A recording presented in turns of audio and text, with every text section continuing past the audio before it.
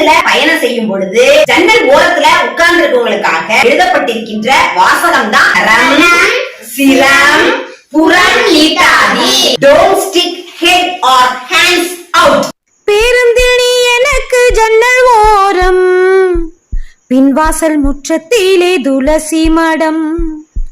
பேருந்தில் நீ எனக்கு ஜன்னல் ஓரம், பின்வாசல் முற்றத்திலே துளசி மடம். விடுமுறை நாட்களில் பள்ளிக்கூடம், விளையாட்டு பிள்ளைகளின் செல்ல கோபம்.